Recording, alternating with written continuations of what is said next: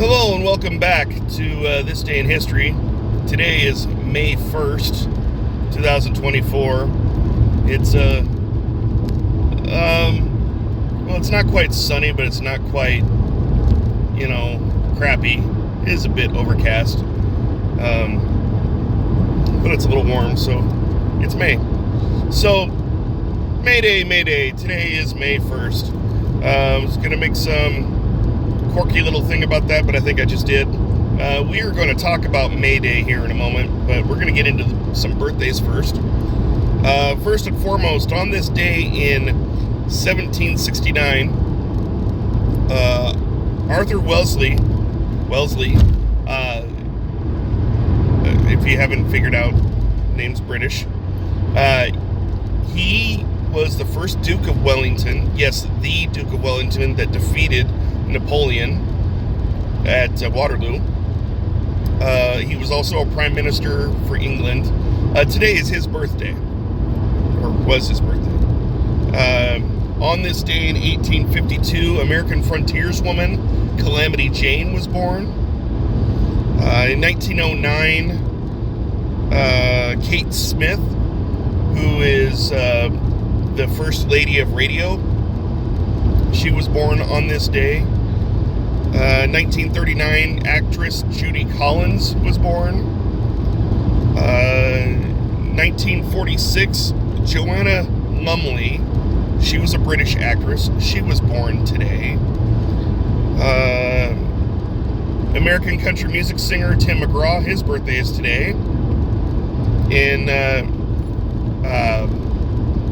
American film director Wes Anderson, he was born today. Now, if you don't know who Wes Anderson is, I believe he did,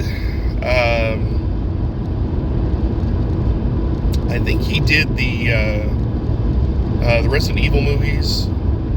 I'm wanting to say he did the Underworld movies, but that I'm not sure. But I mean, he's a director.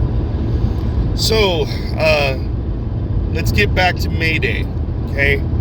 May 1st, 1889, May Day is established. It was originally established to celebrate the coming of spring, but an organization known as the International Socialist Congress established May 1st, May Day, as originally it was a labor holiday. And that's all I got on that. Is that, I was going to go Mayday, Mayday, because, that's what they say when, a ship is going down or a plane is going down. Mayday, Mayday, but yeah, this totally killed it for me.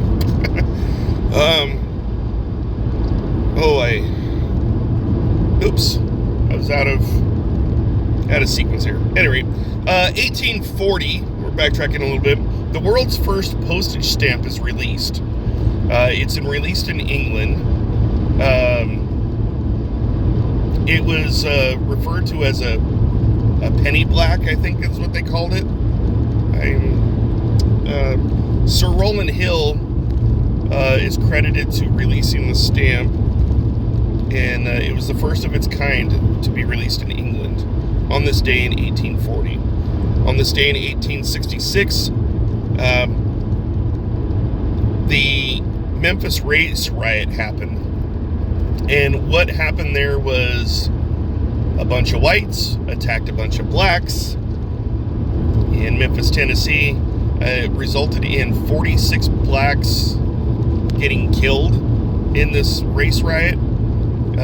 Don't know what sparked it. Probably a bunch of Southerners pissed off that they lost the war. I don't know. They couldn't get over it. And the end result of it was that this incident did actually help with the passage of the 14th Amendment, which established citizenship not only for blacks, but it defines citizenship, like what makes you a citizen, and predominantly the main factor of what makes you a citizen. Being born here doesn't make you a citizen. Contrary to popular belief, being born here does not make you an American citizen. What makes you an American citizen is A, being born here, but more importantly, being born to parents who are subject to the jurisdictional laws of the United States. They did that on purpose so that children of diplomats who were born here in the United States could not claim U.S. citizenship, just because they were born here in the United States. So, like, for instance, if England had an ambassador here and he had a child born here in the United States, under the 14th Amendment, that child is not an American citizen. That child is a British citizen because that ambassador is subject to the jurisdictional powers of his home country. In this case, it would be Great Britain, be England. Ambassadors indulge in the privilege of diplomatic immunity, which means they are exempt from our laws. So if they're exempt from our laws, they are not subject to the jurisdiction of our laws, i.e. they're not citizens of our country, and neither are their children who are born here. That is basically the textbook definition of the 14th Amendment, and a lot of people simply bypass that, and they don't really pay attention to the verbiage of the law, and they just simply assume that because you're born here, you're an American. That is not the case. That is not so. Ted Cruz actually had explained this in a pretty succinct way. When asked why he felt he was qualified to run for president, he said, "Yes, I was born in Canada, but I was born to American parents who did not give up their citizenship. They were American citizens, i.e. that makes me an American citizen even though I was born in Canada." So that effectively killed any argument that the birther movement ever had about, Barack Obama. The fact of the matter is that Barack Obama was born to an American woman, an American white woman. It does not matter if his father is Kenyan or not. Citizenship only requires that only one of the parents be an American citizen. And so, if it was legally right for Ted Cruz to run for president, which I believe he was, then there was everything was above board for Barack Obama as well. So I'll just that's a little side trip there on the 14th Amendment there. Let's get back to it, shall we? On this day in 1898, there was the Battle of Manila Bay. The Battle of Manila Bay concluded with the U.S. Navy defeating the Spanish Navy, which eventually led to the Spanish losing the Philippines, and then we gained it as a territory.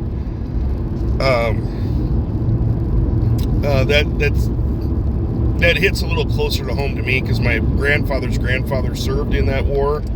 I don't know exactly where he was, but it's quite possible he was there. I don't know, but I'd love to find out.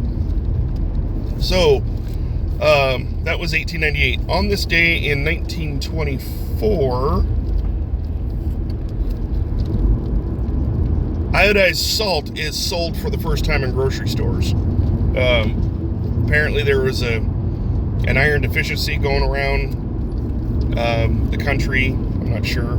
But iodized salt was being sold for the first time in grocery stores, here in the United States. 1931, the Empire State Building officially opens on this day. 1941, Orson Welles' Citizen Kane premiered, and it was argued to have been the greatest movie ever made at the time. So, in 1941, it was the GOAT. 1960, it's during the height of the Cold War. We had a U-2 spy plane flying over Russia. This U-2 spy plane was flown by American pilot Francis Gary Powers. It is on this day that he would be shot down over Russia. He would eventually be captured, and they kind of held him for ransom. There was a prisoner exchange done in East Berlin, a year or two later, I think. Basically, we had one of theirs, they had one of ours, so we met in Germany. Free West versus Communist East at that junction, and we had a prisoner exchange. There were some other servicemen there that were present to verify that really was Francis Gary Powers that they were releasing to us, and it wasn't a double cross. But that's how that situation had ended. This is getting kind of long, so I'm going to end this with 1971 is the last one that I have on the list.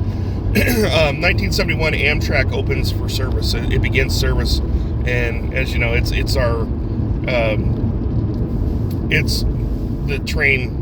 Amtrak train service. It connects to all U.S. major cities. It basically ferries passengers from one city to another. I've actually ridden it one time going up to Seattle area. It's kind of cool to ride a train. It's pretty cool. I'll do one more. Okay, in 2004, I didn't write this down, but in 2004, the European Union would expand, and it would add other countries, and there was a plethora of countries. The European Union started out with like 10 nations, I believe, and now it's, well, more than that. And I don't, off the top of my head, don't know what all nations those were, and I can't look it up because, well, I'm on the phone right now filming this. So, European Union expansion happened on this day in 2004. So, 20 years ago.